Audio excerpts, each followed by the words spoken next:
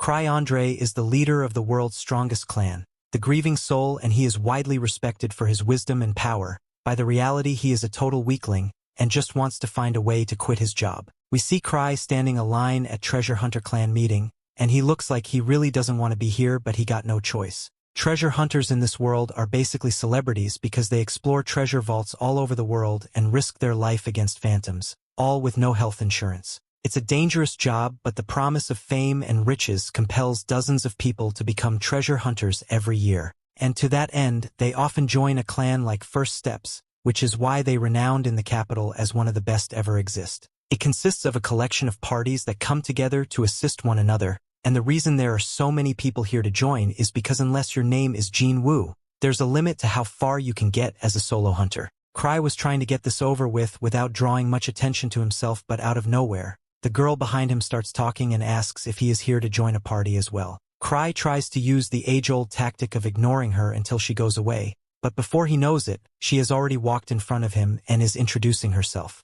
Her name is Ruta and she's a level 3 hunter, so she extends a hand to Krai, but he refuses to shake hands with her, although he does give her his name. Ruta is disappointed that Krai didn't shake her hand, but she gets over it and starts talking about herself some more. She has been so hunting until now, but she came across a vault called the White Wolf Den, and she couldn't handle on her own, so she wanted to come to join a party. Just then the man in front of them turns around and tells Ruta that she should be try and take on vault as dangerous as the White Wolf Den, while she's still only level 3. He smirks and calls her an inexperienced amateur because even if she's level 3, she's still basically a beginner compared to the other professional hunters out there. As the argument gets more heated, Ruta becomes really angry and Krai really wishes he had stayed home so he wouldn't have gotten involved with them. Ruta pulls out her knives as about to attack the man, but before she does anything, a guard comes over and reminds Ruta that these aren't the streets of London. So she keeps this up, she's going to be banned from the clan meeting. She realizes she lost her temper for a moment, so she puts her knives away and apologizes for the outburst. All or Krai tries to act like he's not here.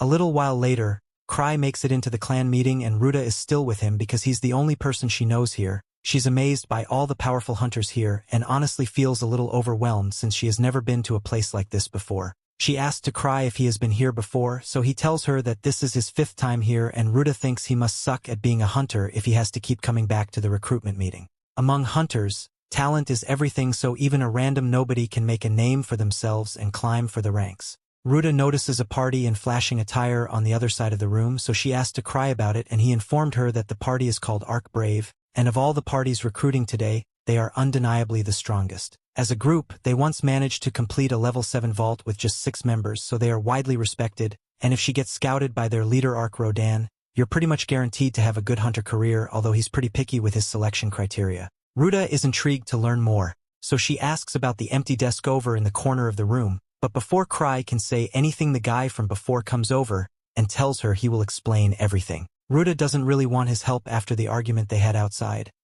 But Greg goes on to explain anyway and tells her that the desk belongs to the party that founded this clan, the Grievers. The party was agreed with talented youngsters who arrived in the capital a few years ago and made a name for themselves as the Grieving Souls. But what the others don't know is that the legendary party consists of Krai's childhood friends. Apparently there were rumors floating around with the Grieving Soul party would be recruiting today. Since their spot is emptied, Greg assumes the rumors false. Just then, a kid who came here hoping to apply to the Grieving Souls party noticed that they are here yet, so he becomes irate because he believes he's going to become the strongest hunter in the world someday. So the only party worth joining is the Creating Souls. Greg finds the kid amusing, but Ruta doesn't have the guts to say anything since the kid actually has a higher level than her. Just then a girl named Tino steps up and is prepared to shove the red-haired kid up with violence, because she's the only one who deserves to join the Grieving Souls party. Her partner tries calming her down since this isn't worth causing a scene, even if the red-haired guy was being really annoying.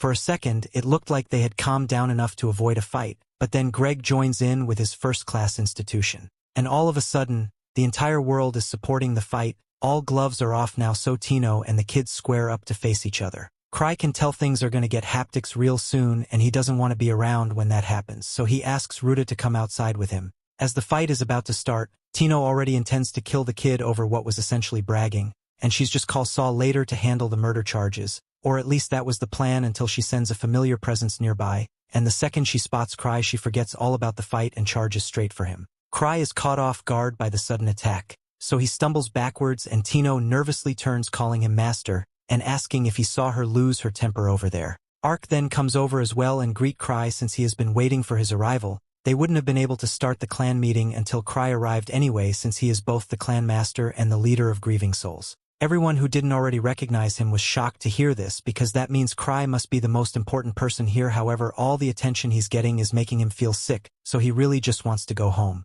Several years ago, when Krai and his childhood friends first arrived in the capital, they were clearing all the beginner vaults in record time, but there was just one problem. Krai had no idea what he was doing. He got saved from a monster and his teammates thought he was intentionally lowering his guard so he could act as bait, and he goes with it, but he was totally about to get chopped. They all shared the same dream to become exceptional hunters, but unlike the other 5, Krai is exceptionally ordinary. He knew that sooner or later he would become nothing but a burden to the party, and he didn't want his friends to resent him for his weakness, so he made the decision to leave the party on his own. However, when he tried to quit, it somehow ended up with him being appointed as the leader of the party. That's how he got to his current position as the leader of his truly gifted childhood friends, but he really wishes he could just retire from being a hunter. Ruta and Greg still can't believe they were talking to the clan master the entire time, and while Krai in his chair, Ark comes over and asks Krai showed up late because he wanted to observe the crowd as one of the common folk. Krai denies this and says he just overslept, but Ark isn't listening and firmly believes that Krai show up late on purpose.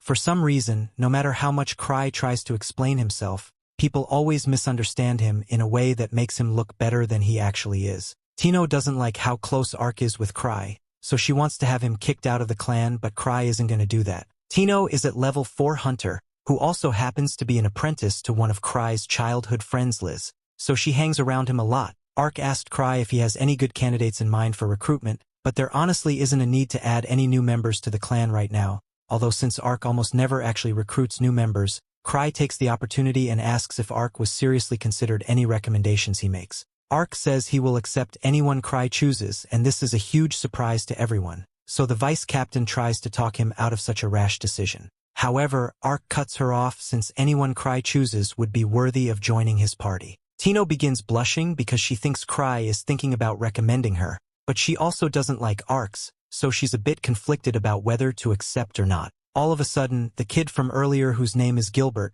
by the way, comes out to the front of the crowd and he is totally ready to beg, if that's what it takes to be accepted by Krai. Krai tries thinking about whether Gilbert would be a good choice or not, but he quickly gives up because he is a terrible judge at character. He has no idea how to tell if someone will become strong in the future, so he decides to lead up to pure luck. He tells Gilbert that he is willing to recommend him, but he has one condition before that. As a hunter, the most important thing is to make sure you always win. If he lacks strength, he will end up putting his party members in danger, so Krai wants him to demonstrate that he has the ability to always win. Also, since Krai began his career as a hunter, he has never lost before, although that's because he has never actually been in a real fight. Anyway, Krai takes off one of his ring artifacts and announces to every hunter here that the first person to present this ring to Ark would be accepted into his party, and with that he tosses the ring into the wild to watch the chaos unfold. The first one to get the ring is Gilbert, but that doesn't last long because none him a second later, Tino jumps down at him and knees his face so hard that he gets sent all the way across the room. Gilbert probably needs a doctor now, but no one's focused on him right now because the ring is currently rolling across the floor, and while everyone is initially hesitant to act, it doesn't take long before they all start fighting over it. At this point, Krai decides to take his leave, and even though the bar is getting destroyed as he leaves, he says it's not his problem and goes home. However, the next morning it became his problem as the bar fight made front-page news. Apparently the entire place was leveled because in the fight, but luckily there were no civilian casualties at the end of the day. However, as a result of the events, Eva tells him that the Explorers Association once had a private meeting with him, and Krai already knows that means they're going to yell at him. He asked how Ark took the news, and Eva tells him that Ark actually took it pretty well and laughed it off. Since Ark probably isn't mad, Krai wants to take advantage of his good mood and send him the bill to rebuild the bar, as well as asked him to go handle the meeting with the association, but Eva informed him that the meeting is specifically meant for him, so there's no way he's getting out of it this time. Even if he tries ignoring it, the association manager Gark is just going to hunt him down like he always does, so Krai caves in and agrees to go. But he will be using his secret weapon to get over as soon as possible. And that secret weapon is to grovel and apologize. He also argues that the only damage was to the bar, and since no one was hurt, and the bar owner has been compensated to cover the repairs of the bar, there shouldn't be any further issues. Gark hasn't even gotten a chance to yell or cry yet, but after seeing Krai apologize, he just lets it go for now. However, even if there aren't any official complaints against him, he still needs to take responsibility for his actions, which is why Gark is assigning him a request and he has no right to refuse. The association gets all kinds of quests for hunters, but with such a large volume they are bound to be quests that are so difficult or pay so little that no one wants to do them. These quests are the hunters called chores, and Krai really doesn't want to have to deal with one of those, so tries to put in on an act and saying is too important to be stuck with the chore. However, Gark isn't letting him get out of this, so he's forced to pick one. Krai opens the quest book and starts looking through it for the easiest quest, and at everything available the lowest level is 3, so he picks that one.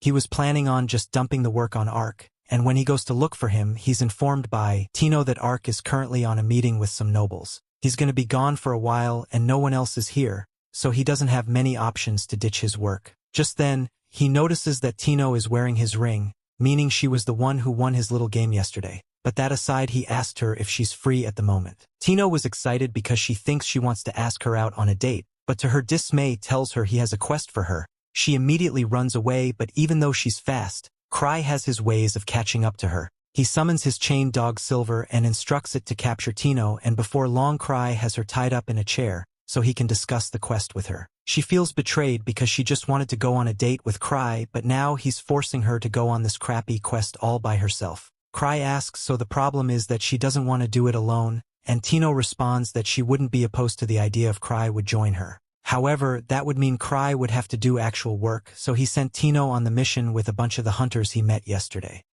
6 years earlier, Krai and his friends arrived at the Explorers Association. It's the treasure hunters' headquarters, but Krai was hesitant to enter. Everyone reminded him that it was his idea to aim for the capital, but Krai feared that he would hold everyone back because of how useless he was. Luke had enough of all this overthinking and he just barged into the association and declared that he is the greatest swordsman in the world. He demanded to know who was the strongest fighter there, and he challenged them for the title. The pink-hair Liz didn't want him taking all the glory, so she introduced herself as the greatest thief in the world. Krai just wanted to get the registration over with, but his friends went around making declarations. Luke told someone that the truly strong don't need to rely on a weapon, and he said that these are really the words of Krai, their team leader. Krai was told that they would have to register with their party's name and crest, but they never thought about those things. The clerk said that it was really important, so they should take their time deciding, but Krai had a different idea.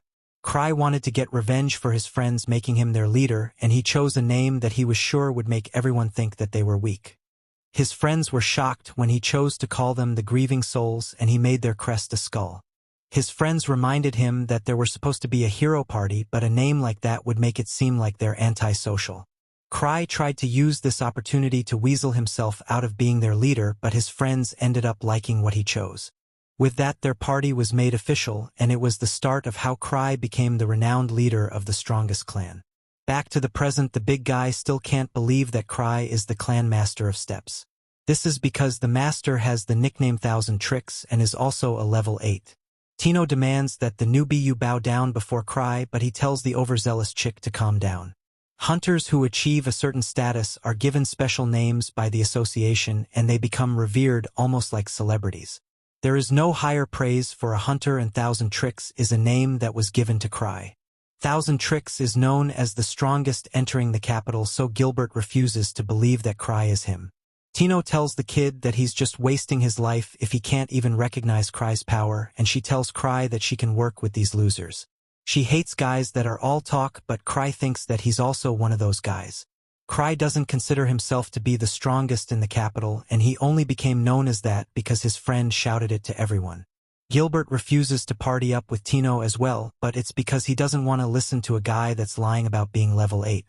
Greg tries to remind him who he's picking a fight with, but Gilbert just can't believe that Krai is the leader of the strongest party. An argument breaks out between newbies, so Krai decides to just give up on convincing Gilbert.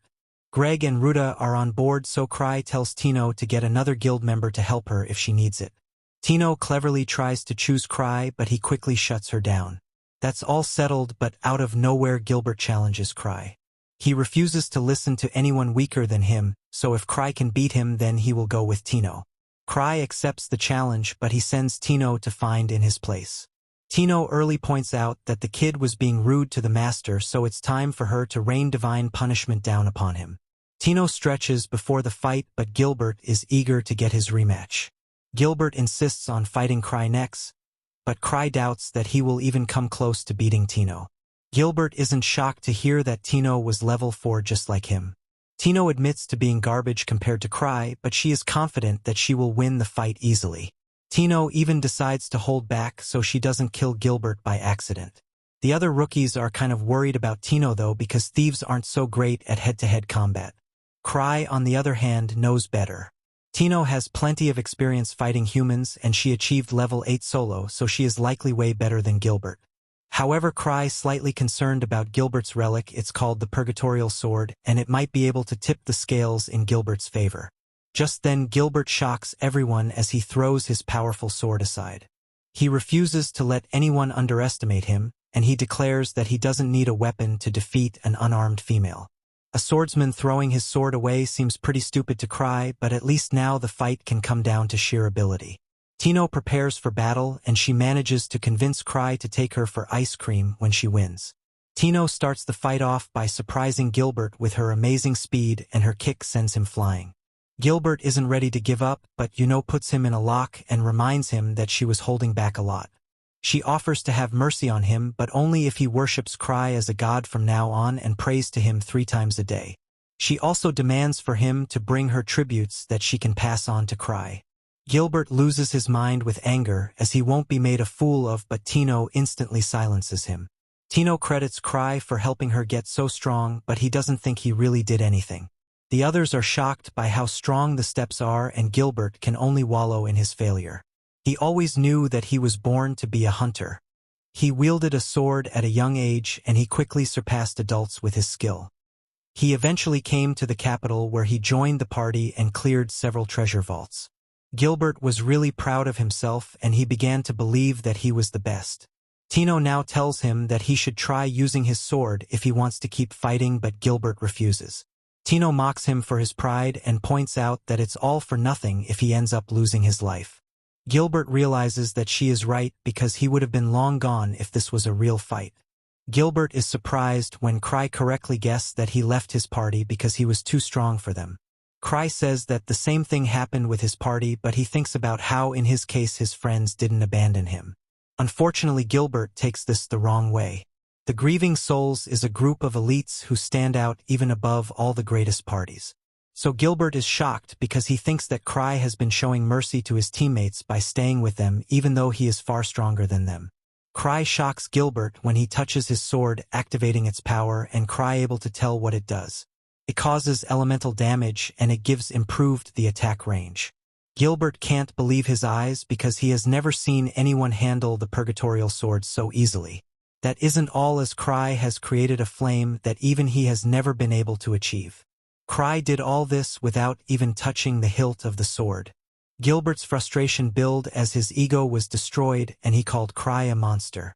We then learned that mana material is said to be the core substance of this world, and treasure vaults are a phenomenon where mana material is condensed. This creates alternate worlds inside the vaults based on memories extracted from the core of the world. The White Wolf's Den is one of these vaults, and it's the one Tino is going to. It was inhabited by silver moon wolves, but this monster was eradicated due to uncontrolled hunting of its fur. The vault eventually appeared and sorted a blood-soaked wolf phantom. Krai is glad that he didn't go himself, but he is sure that Tino and the others will be fine. It's only a level 3 vault, and there are 4 in her party. Later, Krai thanks Eva for telling him about Gilbert leaving his old party because it really allowed him to surprise the kid. Eve heard about Krai antics earlier, and he explains that the sword was a type of relic that he can control easily. Krai really loves relics because their infinite variety of shapes and uses make them fun to collect. Also, they allow someone like him to create miracles.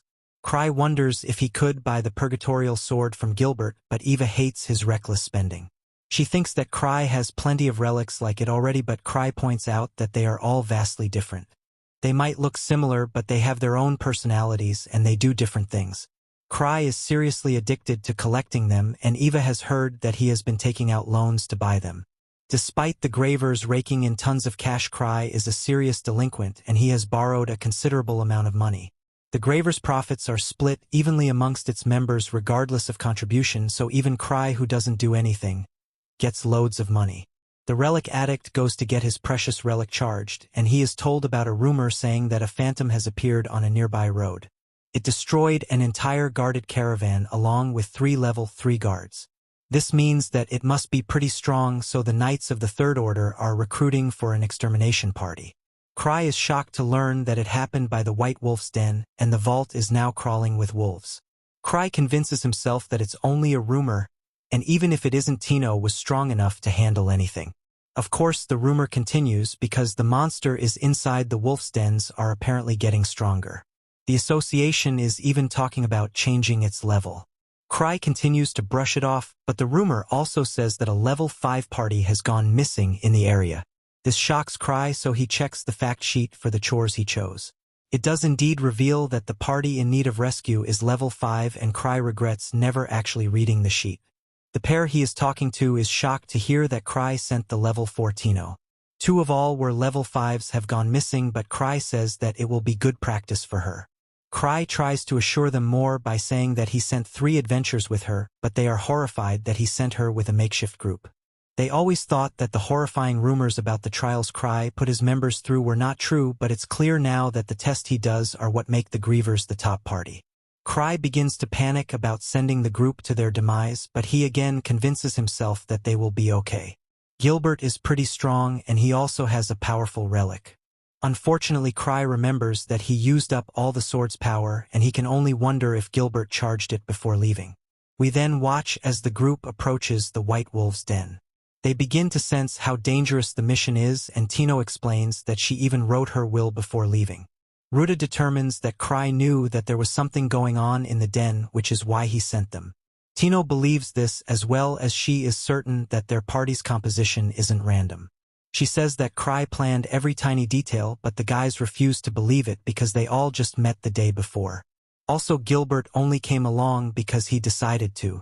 Just then, Gilbert remembers the Krai even knew why he left his old party, and he realizes that Krai was just manipulating the situation from the very beginning.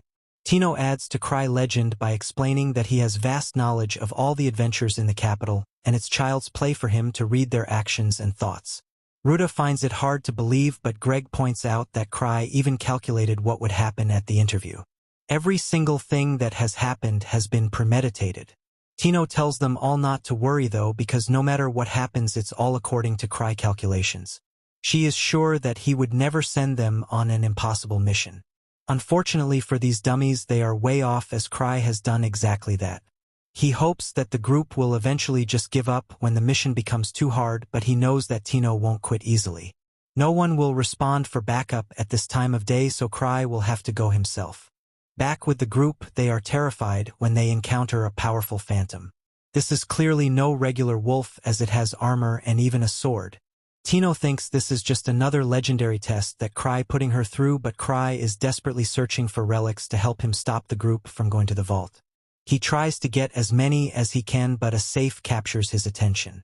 Eva wonders what he's doing, so Krai just tells her that he's just going for a little stroll. Eva can tell that he's worried about the group, but she was shocked to see that he's even taking something called Shatori's slime. Krai denies even having this item because it would violate Imperial law. However, Krai thinks about how all the relics that he could use for offense are out of mana, so he needs to take it as a last resort.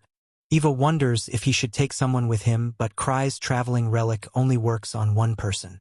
Krai activates the relic and takes off into the sky.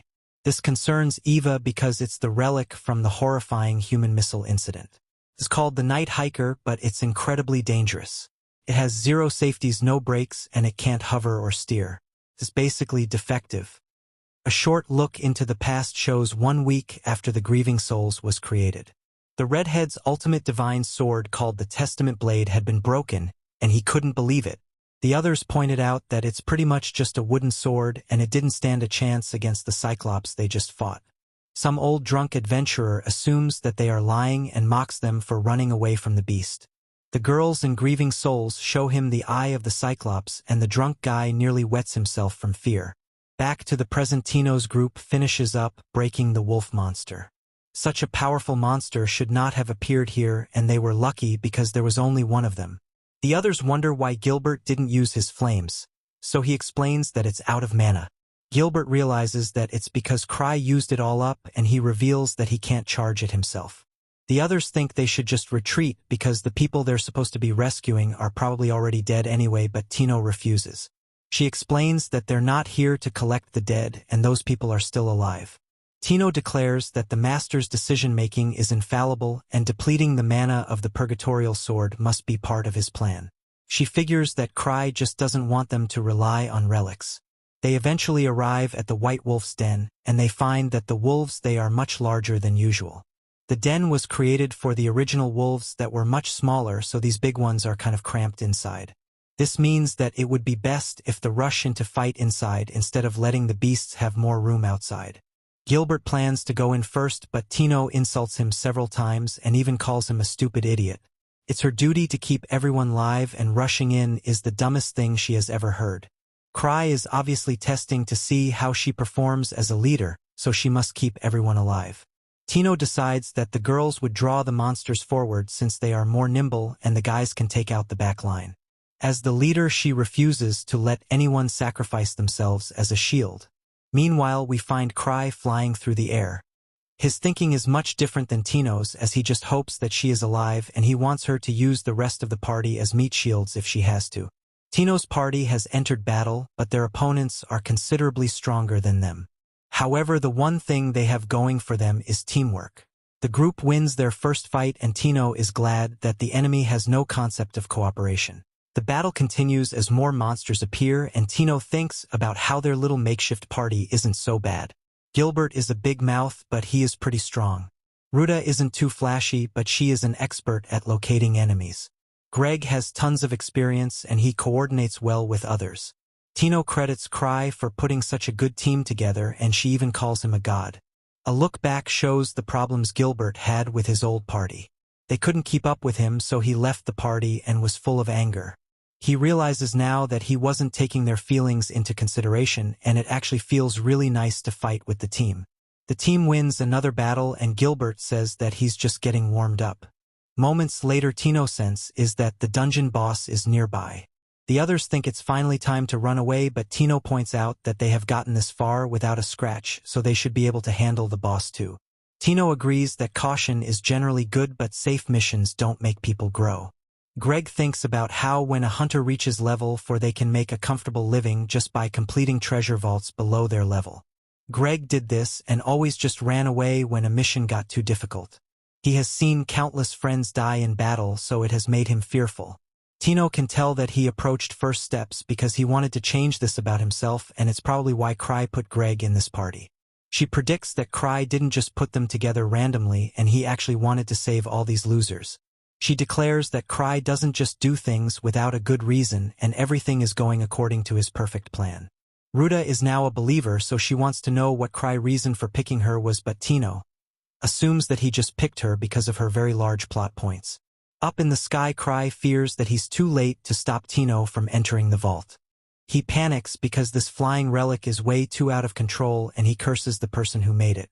It's so crazy and out of control that it sends Krai flying straight into the vault. Inside, Tino's group is horrified when it encounters the boss because it's just way too big. They all run for their lives and of course Greg wonders if now's a good time to retreat. Tino refuses to give up on one of Krai trials and she comes up with the plan. The boss isn't wearing a helmet, so she identifies it as the boss's weak point. The guys distract a giant beast with some attacks and Ruta is amazed when she notices that Tino never shows any fear. Greg ends up in a dangerous spot when his sword is destroyed, but Ruta manages to save him in time. Tino shows her amazing skills as she closes the gap with the furious monster and stabs him right in the neck. Tino's group is victorious and she uses a potion on her injured leg.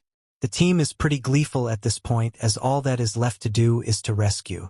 Tino gives Greg a sword for the time being, but she must quickly dodge an attack. Everyone is then horrified when more bosses appear and they fear that they won't be able to defeat so many. Even Tino thinks that Krai has gone overboard with his test and she decides that they will have to run into a nearby passage so the bosses won't be able to attack them. Unfortunately, the passage is blocked, so the guys decide that they have no other choice but to act as bait so the girls can escape. The guys tell the girls not to dwell on it too much because it's simply better than all of them dying.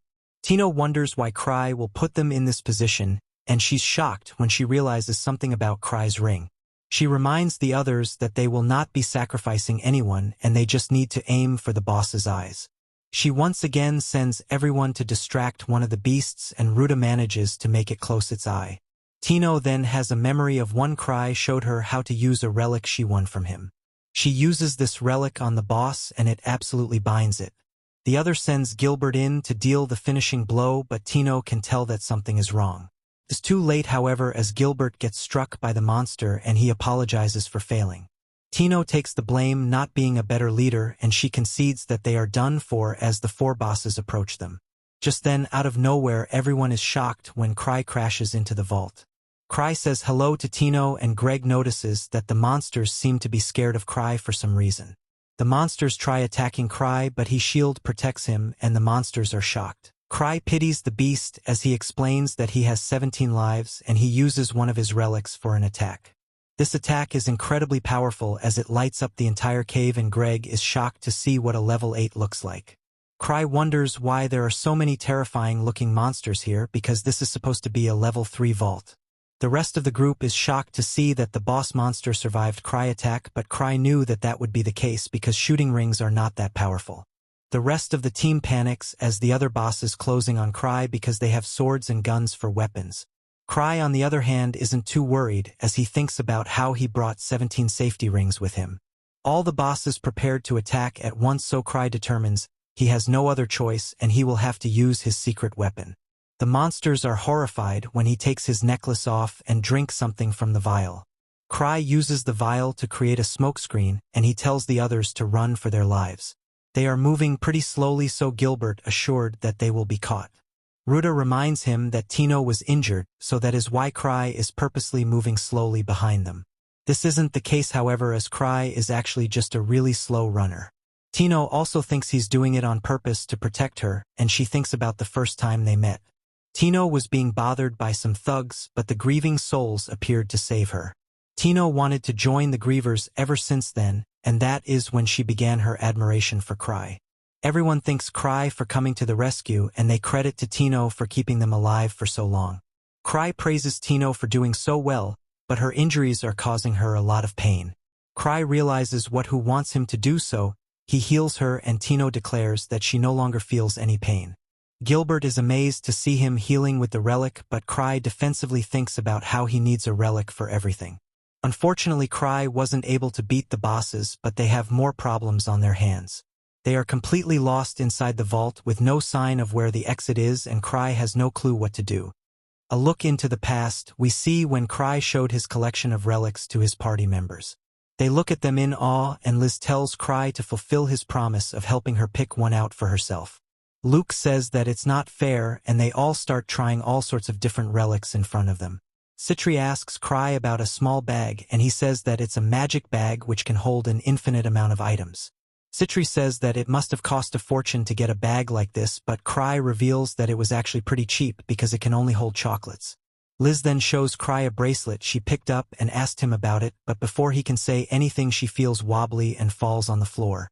She tries to get back up, but the bracelet makes her fall down again, and Krai explains that it's a labyrinth ring which causes the wearer to lose all sense of balance. Just then Luke picks up a sword and says that it's really cool, but Krai says that it's a cursed sword and it makes Luke go crazy. Krai praises Luke by saying that normally this sword makes people lose their mind, but Luke is acting just like he always does because he doesn't have a mind to lose. With this, they find out that all these relics are just a bunch of trash, but because they all think of Krai this cool leader, Luke and Liz pick up their relics as training items. Back to the present. Everyone feels relieved to have Krai with them and they start following him while making their way through the cave. Krai wonders why they're all making him lead the way because it's his first time there and he doesn't know where he's going. He turns around to ask Tino to switch with him, but as he looks back, everyone else starts looking back as well because they think that Krai must have noticed something suspicious. After that, they continue walking forward and Krai wonders if Tino is mad at him and if he should get on the ground and apologize. However, Gilbert speaks up and asks him if they're going to the exit. Krai thinks about how he wants to go to the exit as well, but he doesn't know the way. Before he can reply, Tino says that she has a vague idea of the cave's layout from the map they saw before walking inside the cave, and according to that, there's no way that this path leads to the exit. The clueless girl thinks that Krai must be testing them and says that if they want to find the exit, they would have to walk back to the boss room. Krai wonders if those giant white wolves are the bosses, and he realizes that that must have been why they were so strong. They continue walking forward, and Krai thinks that it's about time he makes it turn to go back, but everyone becomes shocked and they wonder how Krai knew about their location, and they rushed forward. Krai wonders what they are talking about and walks back to see that they found the party they needed to search for in the rescue mission, and they help them with their wounds. Their leader introduces himself as Rudolph and thanks to Heroes for rescuing them. Tino says that he should thank their master Krai because he's the one who predicted all this and led them there. However, Krai says that it was all just a coincidence, which makes everyone say that he's just really humble. Ruta says that she replenished their mana with potions, but they will still need something to eat if they want to recover their health. Krai pulls out some of his handy chocolate bars and gives them to everyone. He also offers a special bar to Tino and tells her to suck on his dark chocolate stick, which makes her think that he's a divine being. After that, Greg says that he didn't think that a party of level 5 treasure hunters would be done in by those half-masked wolves. Rudolph says that those wolf knights weren't the problem because they were defeated by a single small phantom with the full-bone face. He calls it the embodiment of grudge, which makes everyone except Krai really surprised. In the meantime, we see the masked phantom walk up to the pack of wolf knights from earlier. It unleashes its power to make them howl with purple flames and glow surrounding them. Rudolph continues his story by saying that the phantom must be the curse of the silver moon and was born out of the grudge of monsters ever slain in the treasure vault. He says that they are confident in their skills, but that monster was just on another level. It was especially disrespectful because the monster just soloed them. Rudolph says that the phantom might even be at the level of the legendary Thousand Swords, and this shocks everyone. Krai explains that the Thousand Swords is the title of the strongest swordsman in the imperial capital, who mastered all forms of swordsmanship and is said to be able to cut down any enemy with just a wooden sword. Krai thinks about how the Thousand Swords is actually one of his childhood friends and a party member of Graves named Luke. Krai believes that the Phantom of Grudges is pretty strong, but saying that it's on Luke's levels just an exaggeration. Because if that were true, Luke would have already slain it, but it might still be too difficult for Tino. Rudolph says that the first time they encountered the Phantom, it just played with them like toys, and the next time they won't survive for sure. Ruta asks Krai about their next move, and he says that before they face the Phantom, they need to look for a way out of the cave. However, Tino is their leader for this mission, so they should follow her lead. Tino says that she's nothing but dust compared to him, but Krai says that he will help her if needed, while thinking to himself that it's just too scary to lead the way. This gives Tino a lot of confidence, and she says if she can now run fine because her leg is healed. However, Krai reminds her that they have injured members, so they should be mindful of them. In reality, though, Krai knows that they just can't keep up with their speed if she starts running for real. Rudolph says that if they encounter the Phantom, he will act as a human shield, and he begs the others to escort his friends to the capital if that happens. However, one of his party members stops him and says that he will act as a human shield instead. Tino declares that she has no intention of leaving anyone behind, and as long as their master is with them, they will be alright. Just then they hear the wolves howling in the distance and wonder if they're getting closer. Krai checks his rings and notices that he only has 5 safety rings left, which means he will go down for real if he gets hit a 6th time.